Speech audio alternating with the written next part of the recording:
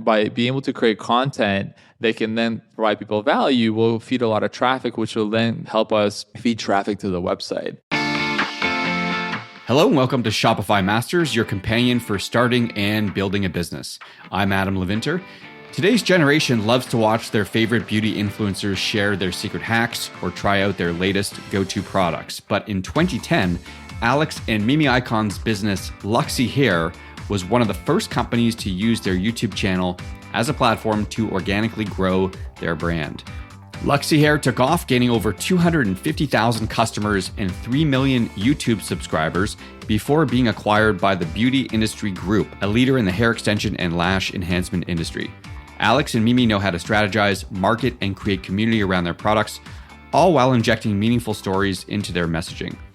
Alex is here to share how Luxy Hair's dedicated community was built, his process for exiting, how his team built and is managing intelligent change, and more. Alex, welcome to the show. Thank you for having me. A lot to talk about today. Let's start with the story of Luxy Hair. Okay, so in December of 2018, the story of Luxy concludes with this acquisition by Beauty Insider Group. And I want to ask you about that acquisition later. But before I do that, let's rewind back to the beginning, the origins, which I think dates back to 2010. So two-part question here. One, how did you get your first sale? And two, what was the impact of Tim Ferriss's book, The 4-Hour Workweek, on that business?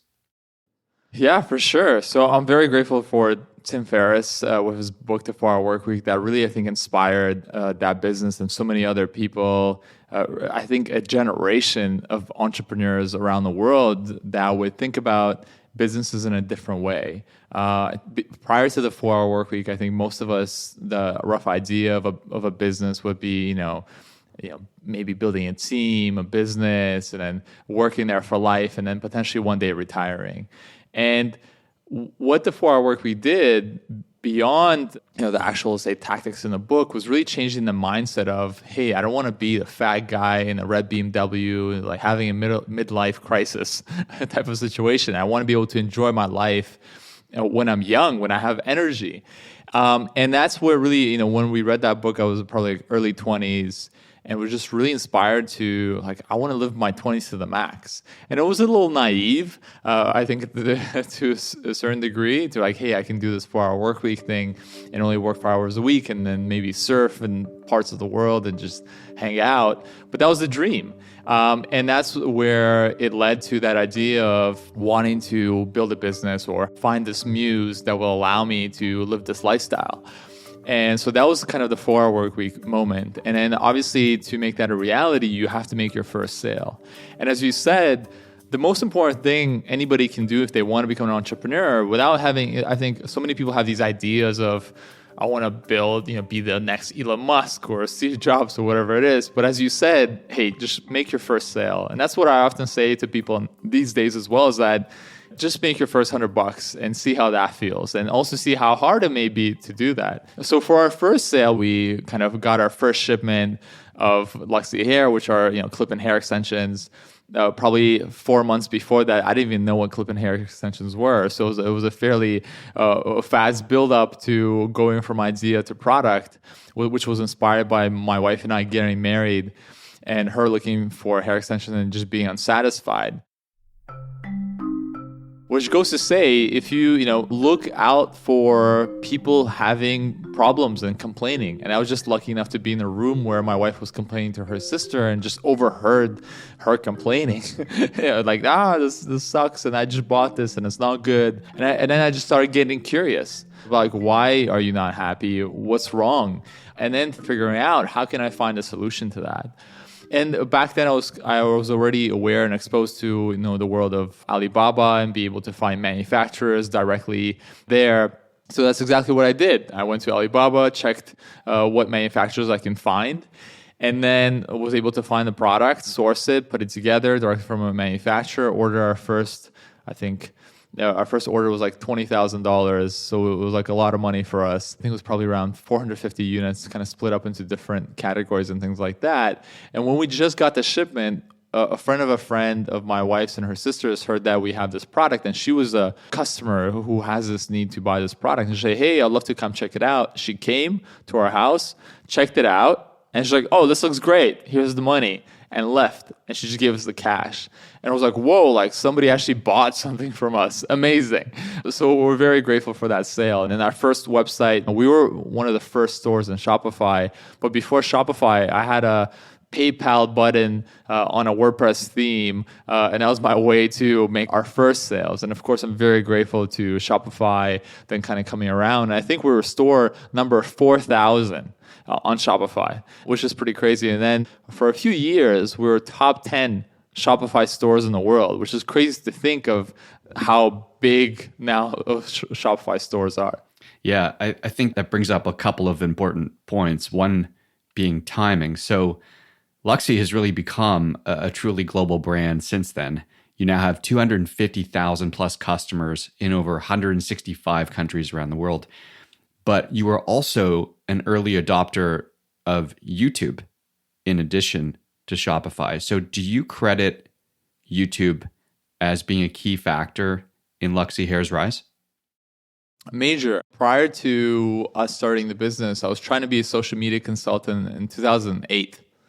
So if you remember those days when Twitter, Facebook, a lot of these tools were just starting out. Instagram wasn't even around. And I think there was, Gary Vaynerchuk was still there. God bless him, the OG. And I think seeing Gary do his wine kind of videos. So for those may not know, Gary Vaynerchuk kind of started with his dad's liquor store. And then the way he really got the word out for Wine Library was through creating YouTube videos and doing these reviews of wine on YouTube. And so for us, my social media consulting career didn't take off. People thought I was a snake oil salesman, that social media doesn't work. And how are you going to do business through social media?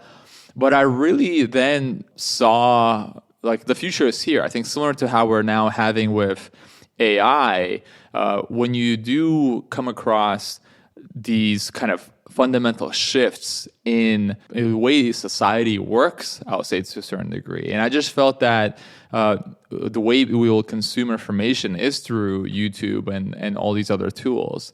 And so when my wife was complaining to me, I was like, this is perfect. My wife and her sister, which were both unemployed, and I was unemployed at that time, like these are two beautiful young girls with beautiful hair. They can create this content all about hair, giving people a value of like how to create different hairstyles and things like that. And then we'll have this product which is hair related that we can sell. And that was really the strategy. And so from 2010 when we started, we quickly gained like 1 million followers, most likely in the next 2 years, which back then, it's very different times than now. So the engagement was very high. And that channel then to date, I think, has over like 500 million views. But the whole strategy was really creating evergreen content, content that doesn't matter. It's like, the basics of how to braid your hair, how to create this hairstyle. And basically understanding that how do you leverage YouTube and what people, because YouTube is the second largest probably search engine in the world. And obviously owned by Google, so Google will feed search traffic into YouTube as well. So we just understood that by being able to create content they can then provide people value, will feed a lot of traffic, which will then help us feed traffic to the website. The thing that many entrepreneurs forget is that in order to make your business work, you need eyeballs on your website or your store or your business. You can have the greatest product in the world, but if nobody knows about it, then you're not going to kind of sell it. And then obviously connecting to Shopify and being there just made things all very easy. I don't know about how easy it is to monetize YouTube. So you guys have done an incredible job. You mentioned, billion plus views. That channel, Luxy's channel on YouTube now has north of 3 million subscribers, which is just astounding. But I'm just thinking about how mature the platform has become. And I'm wondering your opinion, Alex, on whether you think D2C brands looking to break in and monetize YouTube can still do so to speak, or do you think they have to look to a new platform like a TikTok or some other social media platform to make it work? I think what has changed over the years, as you said, is that there's more diversity of platforms and where you can potentially get that reach. I still believe YouTube is the OG platform that still is relevant today. And the biggest difference is that, as I stated before, is that its ability to host and have evergreen content that can be searched versus, TikTok or Instagram.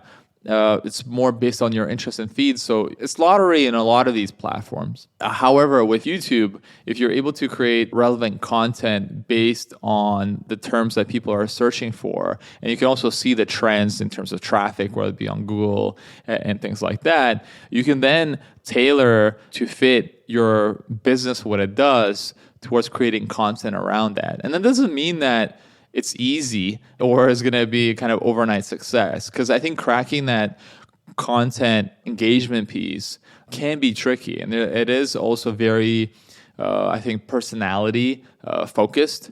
So we're very lucky that my wife and her sister at the time had those engaging, charismatic personalities that people connected with and they wanted to watch and engage with their content. Let me ask you about some of these strategies that you're alluding to. So one being personality-focused content as a derivative of the evergreen content piece. But also, rewinding back to something you said earlier, which is pretty intriguing, this idea that Mimi initially was so unsatisfied with the products that were out there in the market and kind of created something for her versus something for others.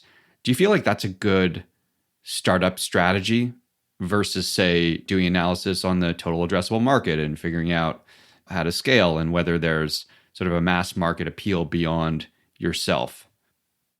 I think even though personally it wasn't my problem, I don't need hair extensions in my life. So it's not like I was scratching my own itch, but it was a problem for somebody who was close to me, which is my fiance, soon to be wife. And so what I'm trying to communicate, whether it's you or your co-founders or maybe a family member's problem that you also feel passionate about, finding a solution for or creating a better experience for, would then allow you to really dig into that problem a lot more. And of course, kind of going forward to that, to our current business now, which is, Intelligent Change, and we created the 5-Minute Journal and the Productivity Planner. Same thing. Those products were created simply because I just wanted things like that, and they didn't exist on the market, so I created them for myself.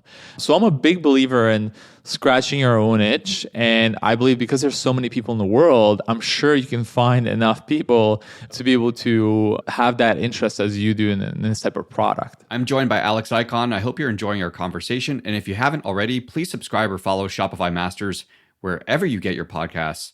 Leave us a review or feedback for the show. It certainly helps our audience find us.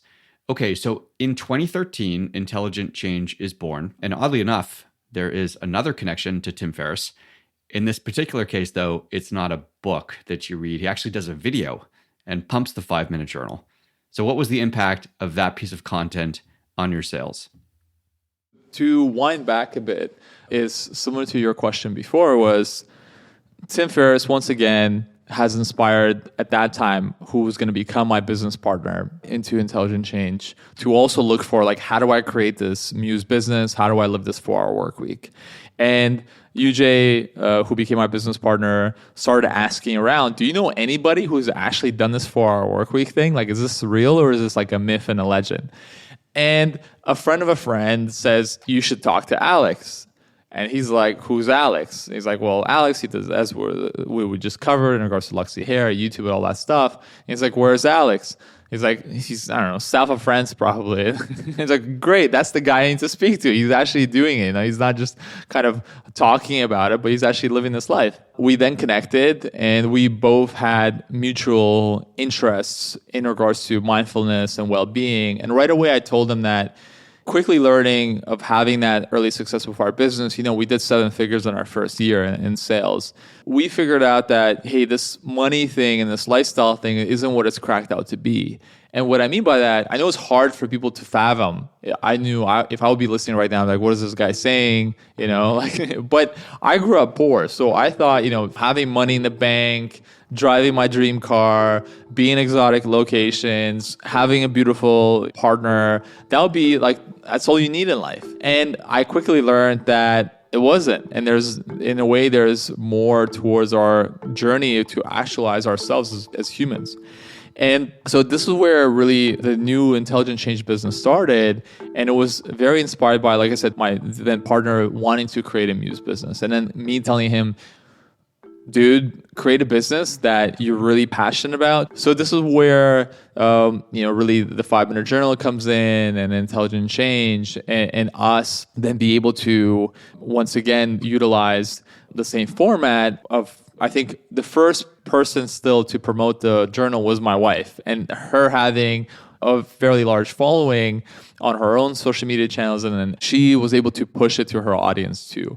However, we were also very lucky when our friend, Jason Gaynard was putting on this event in Toronto in 2013, right when we were about to launch the 5-minute journal. And that's another thing kind of communicate to people listening is that our thing with that business was like, hey, let's print 1,000 units of these. It's going to cost us probably like $5,000. At the end of the day, I get to have a product that I want in my life. For my partner was he gets to have the experience of what it takes to launching a product and a business from nothing from idea to manufacturing to importing to exporting to getting into fulfillment to setting up Shopify, that whole experience. Because a lot of times you can read about all the things you want, but once you actually put yourself out there and try to get a product to market, that's when you're actually learn. So we printed the first 1,000 units of these, and at our friend's event, we're like, hey, we're going to give it out as gifts for free to your audience. Hold on. For those listening, Jason's event was actually, I believe, the first iteration of Mastermind Talks, which has now become a sort of franchise in and of itself, let's say. Yeah, and there was, incredible people that we met. We met Tim Ferriss. Yes, Tim Ferriss had the 4-Hour Workweek, but he didn't have his podcast, and he didn't have his other books like Tools of Titans, which I think the 5-minute journal then got kind of featured in the future. So we met him through that event, and lucky for us, my co-founder at the time, had the balls to come up to Tim Ferriss and say, hey, here's we created this and we were inspired by your work, and this is our Muse business, and here's the journal. Tim gets approached giving products probably all the time. He could have just chunked it in the trash and the rest is history. But lucky for us, he was going through a hard time in his life. He's like, hey, I'll give this thing a shot. And it really helped him impact and change his life in a positive way. And when he launched his podcast, he would just naturally speak about it. So the video that you speak about, really came way later. But throughout the last decade, it was really that go-to product that he used many times that was kind of by his side, be that mindfulness tool for him. And that's what we saw happen. I think with any good product, once you have that product market fit, where, that's the key thing for a lot of people to know is that, does your product actually serve people in a positive way, make a difference that they want to recommend it to other people? They want to, speak about it because they gain so much value from the product. And what we found is with the 5-minute journal, a lot of our sales actually come organically through word of mouth, through people, especially gifting it to other people because they receive some sort of benefit themselves. Because marketing, especially now, it's expensive.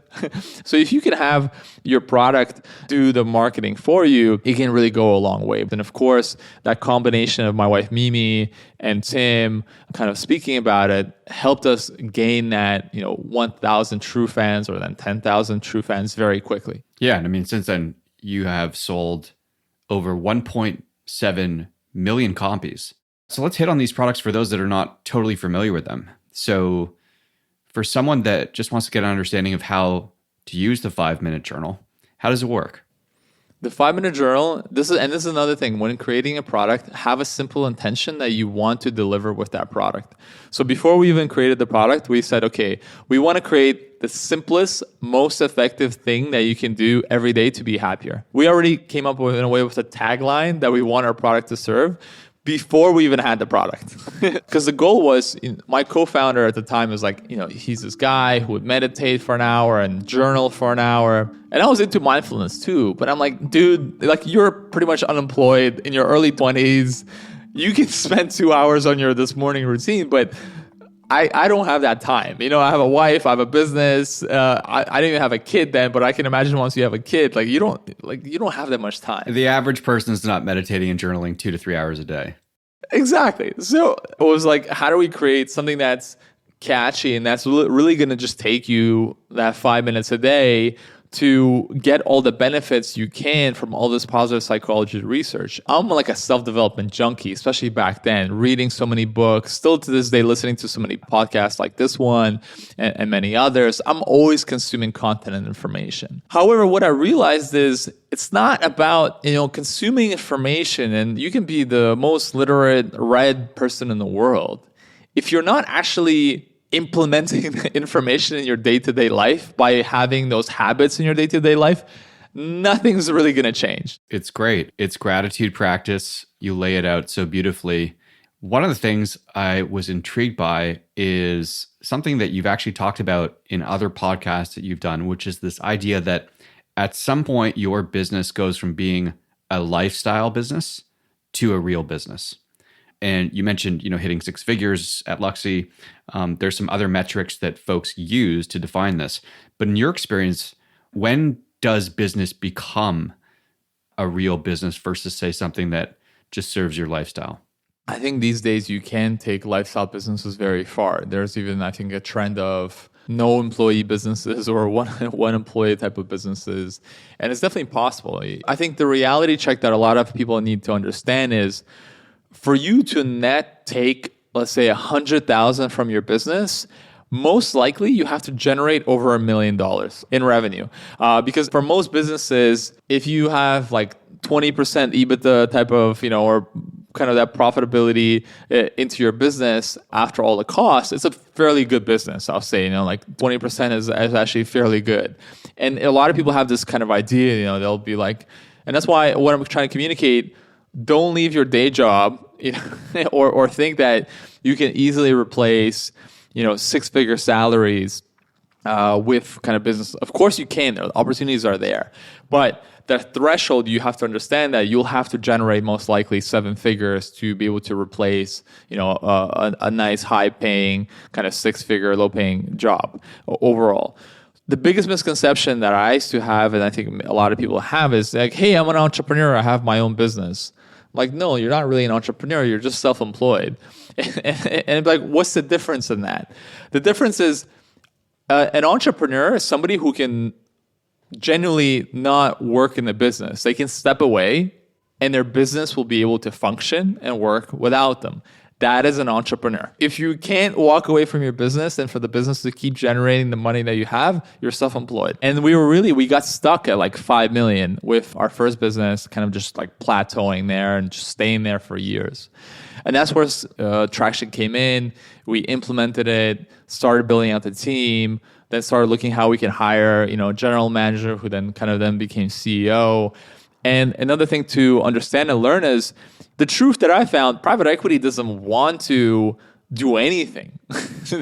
Private equity is basically, these funds, they just have money and they just need to put money somewhere else that will help them grow it at a faster growth rate than what, others can offer. They're like everybody else. They're lazy. So they want to make sure that the team has a proper organization and team and leadership in place, that the business, once again, because they're true entrepreneurs, so the business keep going without them being there. We actually also had a lot of private equity companies and VCs kind of start coming to us of like, hey, what are you guys doing? We want to invest. And I'm like, I don't even know what this means. So I had to reverse engineer and learn a lot of these things on the way to get to that point where we're then able to sell the business and be kind of, liquid and not even have an earnout. Earnout means, when a lot of times when they buy, they wouldn't want the founders to leave and they lock them in for another, few years so that makes sure everything kind of works. And because of the way we set everything up and the leadership we had in place, they're like, get out of here. We don't want you here. Right. Just to clarify that point for listeners. So earnouts are tranches of cash as certain milestones are met beyond an exit or a sale versus cash up front, let's say when you sell a business. But I mean, you bring up a lot of good points here, Alex. I think scaling a business beyond yourself is so critical. And I once heard something by, I can't remember who it was, but some thought leader mentioned that the measure of a good CEO was the ability to make yourself useless with respect to your business. And if you've done that, you're a great CEO. So I found that really, really interesting. But to close the loop on all this, and I promised listeners we would come back to it, in December of 2018, Luxy is acquired by Beauty Industry Group, BIG. So how did this deal come together? So the funny thing is, like I said, as we're growing the business and we had this kind of exposure where obviously you can see the channel getting larger and there's the company also growing and getting that exposure naturally when you start taking market share in business, people will start noticing. And we've had even, let's say, meetings with Sequoia on Sand Hill Road because one of the partners of Sequoia, his wife would be our customer. And they'll be like curious about what's the scale of business, what's our vision. They think like a lot of, especially those VCs, they think maybe we're these like next Mark Zuckerbergs who have this big vision for this disrupting the beauty industry. But we're like, no, we're just like, lifestyle entrepreneurs. They're like, oh yeah, wait, you're wasting our time, going away, go away. But what I'm trying to say is along the journey, we then started getting this interest in people wanting to acquire or invest our business. But in all these meetings, I would always be curious and take these meetings honestly to learn.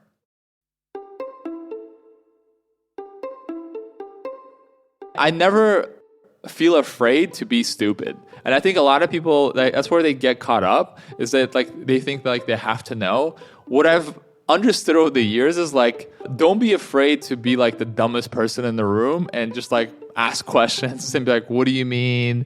What is earnout? Like, what is equity? Just like ask them. Don't be afraid to not sound like you don't know. I still to this day will be like, sure, please tell me more. One of the biggest pivotal moments was really understanding when a friend said, I would look at the business as simply just the cash flows coming in and the profit in the business. But he said, that's not the way to get the most out of potential value and the asset that you have and getting that kind of big outcome and liquidity into your business. And I'm like, tell me more. And what he meant is, and as after meeting a lot of these people, you start to understand like what are valuations, how are businesses valued, also the importance of, as you said, timing. What's the growth in your business? What's that profitability or EBIT in your business, and how are you kind of putting things together? That's where some of that kind of also financial engineering can kind of come in. That's why a lot of businesses don't want to show profits because then they can just imagine evaluations of market sizes and things like that. But for us, it was more like, okay, we have a certain number in mind that we feel will be like winning the lottery. We had a number of like, hey, once we have this number, we'll be set. And so for us, we had a certain number in mind and we said, okay, what is it going to take for us to get there? And we actually had a term sheet, I would say in 2016. And term sheet is like basically when somebody is going to buy your business and they put you like it's like pretty much an offer, a legal kind of offer to acquire your business. It was the first time we got a term sheet. I didn't even know what it was at the time, but looked into it, talked to some friends. But there was an earnout in it. We would have to stay in the business for the next 3 years to get this type of outcome and hit these certain numbers and things like that. And so then we're like, okay, how do we reverse engineer it so that when we do exit in the next 2-3 years, that we don't have to be part of the deal? And then boom, and then we started getting to work. We started building out the team. We started building kind of everything out. The funny thing is we then got an investment banker. An investment banker is kind of basically a real estate agent for your business. And in the end, the buyer ended up being a guy who was emailed from, so I think his name was Derek from Beauty Industry Group. Derek would email me every year on the dot for like the last 5 years, being like, hey, is Derek, whatever, would you like to sell your business, kind of thing. I'm like, no, go away. And so when the time came, the banker was like, hey, can you give me all the people who have ever reached out to you in the last 5 years interested in buying your business? I'm like, here you go. Isn't that their job? Exactly. So, and that's kind of another, I think, note, a biggest mistake that I made was, and I think is a really good thing that can save you hundreds or millions of dollars, is if the banker does that. I think that I should have done a clause where like, hey, yes, if you bring in a buyer, you get full commission. But if the buyer comes from my side, you get half, right? You shouldn't get full commission if I'm bringing you the buyer as well. And that's what ended up happening. I pretty much brought the buyer and I did the negotiation because then we had a certain number in mind. And the banker was like, "Hey, I'll get you that." They promise you the world, what they're gonna get you. And then he's like, the deals are, the offers that start coming in are like half the size of that he promised. But for me, like, this is nothing. I'll rather just keep this business and let her have it and not do it. So instead, we then negotiated and we got up to the number that we wanted. And we got like 11x EBITDA, which was a fairly healthy size for the business. But also, I just want to kind of add note to that. The reason we were able to get such a valuation is because we had a brand, meaning a business ability to be able to generate income and consistent kind of a lifetime value of a customer where people will keep coming back to buy from us and recognize us as a go-to brand. It's a great story. Congratulations on that acquisition. Also, congrats on all your successes, Alex. It's great to have had you on the show. Overall, I'm just saying that, get curious, create a vision for yourself. I'm a big believer of the power of your mindset and focusing on the good in life and helping you then create that in your life. Thanks so much, Alex. That's Alex Icon from Intelligent Change. And thank you for joining us today on Shopify Masters. Our show is produced by Megan Coyle and Gogo Zoger. Our engineers are Matt Schwartz and Miku Betlam. Benjamin Gottlieb is our supervising producer. And I'm Adam Levinter, and we will see you next time on Shopify Masters.